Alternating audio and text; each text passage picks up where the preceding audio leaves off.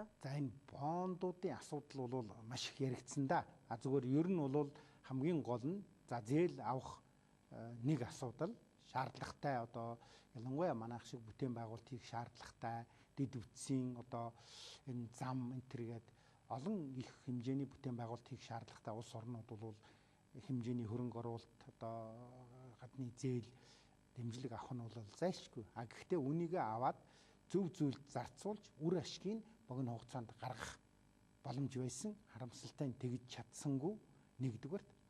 Хоёрдугаар дараагийн нэг асуудал бол одоо энэ эдийн засгийн уруудалд оройтол маань биднийг улс төрийн хямрал руу одоо бүр оруулчихлаа.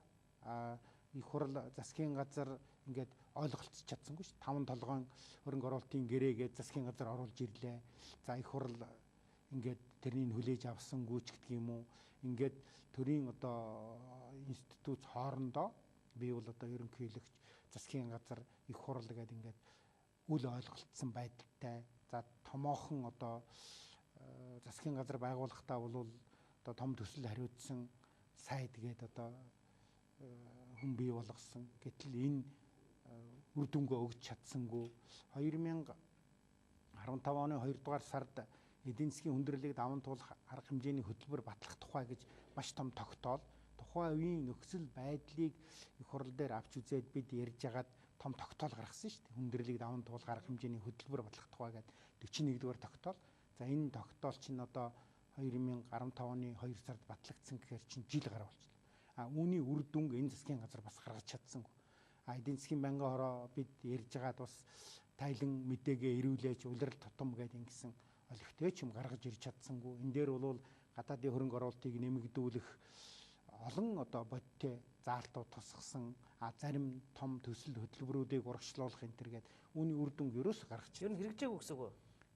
Хэрэгжүүлж чадсангүй. Ингээд л одоо засгийн газраас солилоо энэ 4 жилд чинь улс төржлөө. За ардчилсан намын фракцууд хоорондын одоо үл ойлголцол за ингээд ер нь бол улс төржөөд хоорондоо одоо дайцсаар байгаад шаардлагатай төсөл хөтөлбөрүүдэд хэрэгжүүлж чадсангүй үл ойлголцлын байдал бий боллоо. За ингээд хөрш орнууд бусад одоо гадаадын томоохон хөрөнгө оруулагч нартайгаа хамтарч ажиллаж чадсангүй л гэж би хэлэх гэж байна. За тэгэхээр улсын хурлын бас эдийн засгийн банкны ороонд ажиллаж байсан шүү дээ. Одоо 2015 онд Монгол Ардын нам ардчилсан намтай хамтарч засгийн газар байгуулахад тийм ээ. Тэгэхээр яг энэтэй холбоотойгоор ер нь одоо яг эдийн засгийн нөхцөл байдлыг бодит онш юу вэ гэж. За нэг одоо Монгол Ардын намынхаа нэг хөр яриад байдаг. За ардчилсан намынхаа их бүтээн байгуулалт яриад байдаг. Дунд нь одоо иргэд яг одоо энэ зөв онш нь юу вэ гэж. Ер нь бол би саяхан яриан дунд бол үндсэндээ энэний онш талаас нь хэлжлээ л дээ. Яг хөө дэлхийн шинж чанартай зарим уул уурхайн бүтээгдэхүүний үн унсан энэ төргээд олон хүчин зүйлүүд бий. Гэхдээ энэ одоо томоохон хоёр маш том зах зээлийн яг голд нь одоо ингээ хятад бол одоо ер нь ялангуяа уул уурхайн бараа бүтээгдэхүүнийг бол худалдаж авах бүрэн боломжтой. Энэ хоёр хөрштэйгөө ойлголцож чадсан бол одоо 5 толгой гэрээг бол 12 онд ардчилсан нам гарч ирэл одоо энэ урд өмнө хийсэн гэрээ бол маш одоо үр дүнгүй гэж баахан зогсоож бараг жил шахуу зогсоож ягаад тэгээд олигтой үр дүнтэй гэрээ хийж чадлаггүй ингээд өнөөдрийг ултал ингээд зогсоочлоо шүү дээ. Тэгэхээр эднэрийн одоо бодлогогүй алхам үйл ажиллагаанаас шалтгаалаад энэ эдийн засгийн хүндрэл бэрхшээл бол бүр одоо тартагтаа туллаа. Валютын ханш нилээд өслөө. Монгол улсын одоо валютын нөөц үндсэндээ шахагдсан байгаа. Энийг бол зүгээр Монгол банк бас нэг тэрбум гаруй доллар бий гэж яриад байгаа боловч энэ бол нөгөө swap хилцэл мэлцлэр одоо хэдийн юан энэ төргээд үндсэндээ одоо баг хасгаруугаа орчихсон гэдэг зарим мэрэгчлэнүүдийн хэлж байгаатай бол би санал нийлдэг. За дээрэс нь бол ажлын байр маш их хомсдчихлоо шүү дээ. Одоо үйлдвэр аж ахуйн газрууд олноороо хаагдж байна. Тийм учраас энэ бол одоо Монголын олон одоо хувь нийлүүлсэн компаниуд Монгол Оросын хамтарсан Улаанбаатар төмөр зам байна. Монгол Оросын хамтарсан Монгол Орос цэвэд металл нэгдэл гэж байна. Энэ уул уурхайн том одоо хамтарсан компаниуд энэ төр энэ улс төрийн үл ойлголцол эднэрийн одоо бас тогтворгүй засгийн газрын тогтворгүй байдал энэ үйл ажиллагаанаас шалтгаалаад эд чинь урагш нь юусэн алхахгүй зогсоод тэгээ энэ нь бол ард түмэнд маш их хүндрэл бэрхшээлийг авчирч байна. Тэгэхээр та одоо тэгвэл би бас ингэж асуух гэдэг байхгүй яг ард түмэнд одоо яг энэ Монгол улсын төрийн бодлого одоо буруу бас эдийн засаг хүндэрч байгааг одоо яаж одоо мэдэрч одоо улс төрч ойлгож байна вэ гэж. Тухайлбал та одоо Дорногов аймгаас сонгогдсон улсын хурлын гишүүн тийм ээ мэдээж өнгөрсөн хугацаанд хуулийн хэрэгжилт гянал тавих байдлаар нутгийнхаа иргэдэд уулзсан байх. Ер нь одоо 4 жилийн одоо бодит өнгө иргэдийн санал хүсэлт ямар байна? Ер нь бол иргэдийн санал хүсэлт маш муу байна. Ялангуяа одоо хөдөлмөрийн насны сургууль төгссөн залуучууд ажлын байр огт байхгүй байна.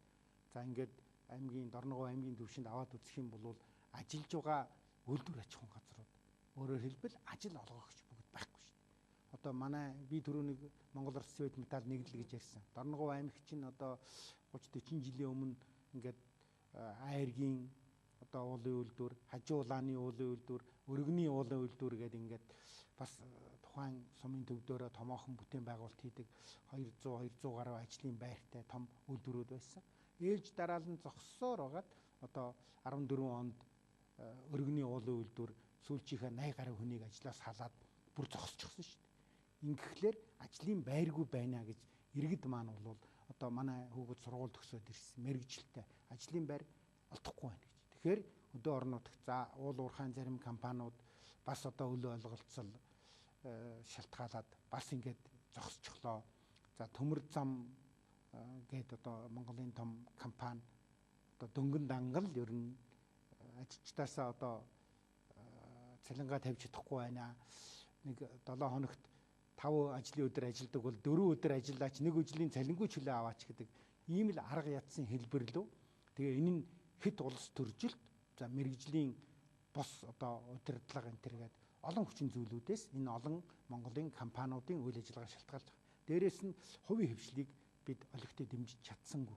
Хувийн хвшлийг энэ Чингис бондын зарим мөнгүүдийг одоо мөнгнөөс бас одоо үйлдвэрүүдэд тараасан боловч тэр нь эзний олоогүй олигтой үр дүнд хүрсэнгүй л гэж би шууд хэлэх гээд байна л да. За тэгээд би сайн нэг Дорноговтой холбоотой асуудал бас хөндөд мөчөд ингээд 4 жилийн ажлын тайлыг тавиад явна. Тэгээд та бас уцагтаа ингээд ажлын тайлан тавьбуу. Ер нь таны хувьд улс төр гишүүний хувьд энэ 4 жил тийм ээ Дорноговчуудын төлөө, тойргийнхаа төлөө, за Монгол Улсын хөгжлийн төлөө ямар одоо хууль санаачилж, за ямар ажлуудыг ер нь зөв товчхон мэдээж 4 жилийн ажлын тайлан гэдэг том бол асуудал гарах байх л да. Нэг зүйлийг бид ойлгох ёстой л доо. За Монгол ардын нам сонгуульд 12 оны сонгуульд оролцоод үндсэндээ сөрөг хүчин одоо 26 суудалтай, цөөхөн суудалтай ингээд сөрөг хүчний байр суурин дээр ажилласан.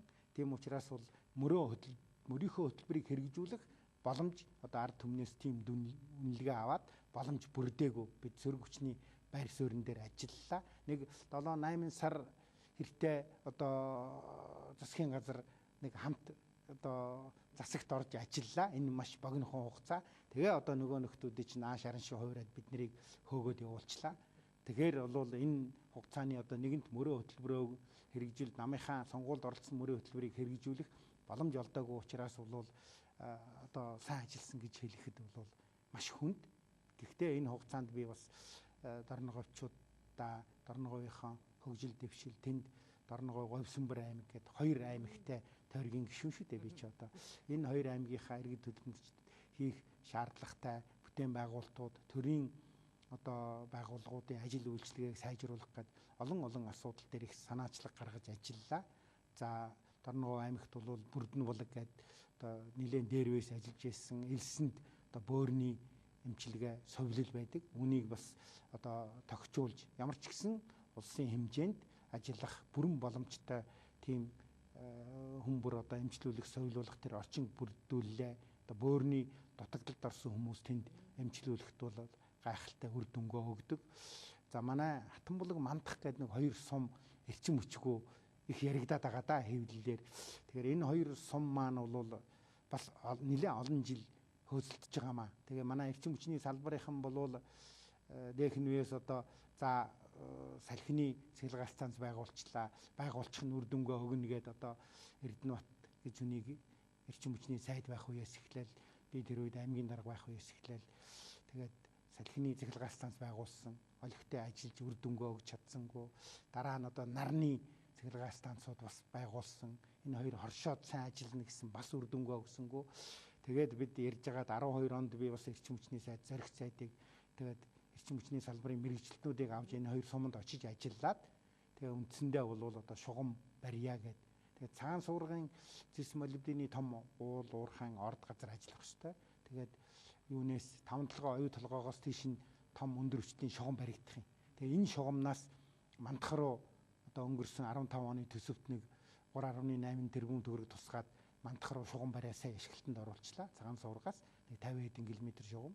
А цагаан суургаас Атан булаг сум руу бас нэг 130 км шугам бас бариад сая 7.8 тэрбум төгрөгөөр ашиглалтанд орууллаа. Тэгээ энэ том шугам нь энэ намар ашиглалтанд орно. Цагаан суурганы тэр оюутлогоо 5 толгоогоос ирж байгаа том шугам. Тэгэхээр энэ хоёр сум бол цахилгаан эрчим хүчээр хангагдах нөхцөл бүрдсэн. Тэгээ 13 онд чинь зураг төсөв боловсруулах 300 саяын төсөвт суулгаад ингээд чадахч нэгээр л ажиллаж байна. За 70 жаргалан сум дотуур байр шаардлагатай гэсэн энийг шийдсэн, бариад ашиглалтанд оруулчихсан. Өнгөрсөн 15 оны төсөвт суулгаж агаад за юу манай өргөн сум цэцэрлэг гэсэн энэ бас хөтөлбөрт тусгагдаад сангийн яамны шугамар шийдвэрлэгдээд нэрээрээ ороод одоо ажил газар дээрээ эхэлсэн гэсэн.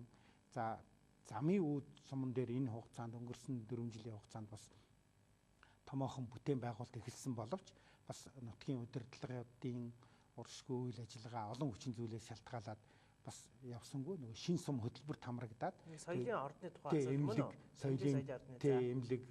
эмнэлэг соёлын ордон орон нутгийн клиникийн том эмнэлэг баригдаж байгаа. Соёлын ордон 10 жилийн сургууль цэцэрлэг гээд олон барилгууд дийлэнхэн царцаагдчихад ингээд тэр гэрээ хийсэн орон нутгийн удирдлага гэрээ хийсэн тэр компаниуд нь одоо бас урагшгүй үйл ажиллагаа интерес шалтгаалсан юм шиг байлээ. Тэгээ уг нь барилгын яам хариуцчихсэн л та. Гэх мэтчлэн уг нь бол замын үдэд бас томоохон дулааны цахилгаан станц энтергээд усан хангамж энтергээд олон асуудал шийдсэн. Ер нь ингээ яриад авах юм бол сум булганд бас үр дүнгээ өгөхөөр олон ажлуудыг шийдсэн. Би бас сэтгүүл гаргаад иргэдтэй сонгогчд бас хөргүүлсэн байгаа. Тайлангаа. Тэгээд улсын их хурлын ажлыг хүмүүс бас олон талаас нь бас нэг албан тушаалтан ингээд юу гэдгийг одоо энд бүтээн байгуулалт хийгээд хэрэгжүүлээд явах хэвээр сайд юм уу аль эсвэл одоо аймгийн удирдлага гэж ойлгодог л доо. Их хурлын гишүүн бол хууль баталцахад оролцох ийм л одоо үндсэн чиг үүрэгтэй албан тушаалтан бол биш. А гэхдээ төсөв нэгэнт одоо улсын хурлаар батж байгаа учраас нэг бодлогод тусгуулж хэрэгжүүлэх тал дээр бол бид байнга анхаарч ажилладаг л да. За. Тэгэхээр та бол яг ингээд дорн говийг одоо томсгосон том тойрог байхад нь одоо гарч ирсэн юм улсын хурлын гишүүн шүү дээ, тийм ээ? Хоёр удаа гадаад 8 жил одоо парламент сууж байна. Одоо ингээд жижиг нэг мажоритар гэдэг асуудал ярьж байна л да. Тэгэхээр за гишүүд маань одоо жижиг мажоритар гэхвэл одоо миний төрсөн нутаг, миний аавын газар, одоо миний ээжийнх, миний ангийнх гэдэг ингээд нэг юм сонгуулийн тойрог зурчлаа шүү дээ. Тэ зүгээр одоо ингээд тийм тойрог зурчлаа гэдэг одоо нэг тийм маргаа явж байгаа зарим аймагуудад. Тэгэхээр дорн говийн тойрог бол ер нь хэр одоо бодтой зурагдсан бэ?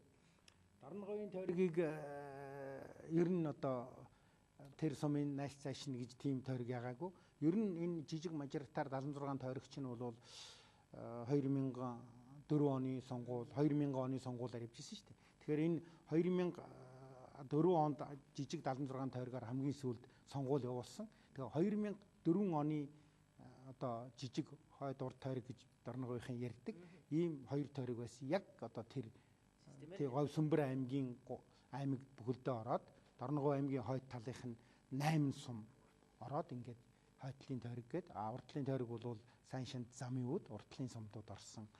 Ийм хоёр тойрогтой байна. Тэгэхээр та бол 2008 2012 оны одоо сонгуульд өрсөлдсөн хүн байгаа шүү дээ. Тэгэхээр 2008 бол том мажоритар.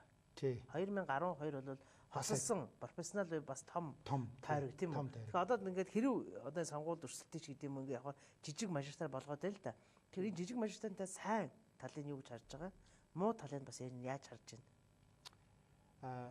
Ер нь бол яг тэ үндсэн хуулийн цэцэд иргэд хандаад тэгээд энэ мажоритар юу пропорционал тогтолцоо буюу одоо намуудад санал өгөөд намууд жагсаалт гаргаж байгаа тэр 28 хүнийг сонгох нь бол үндсэн хууль зөрчиж байна гэж шийдвэр гаргасан. Тэгээ энийг бол улсын их хурл хүлээж авахаас өөр аргагүй байдалд орсон л доо.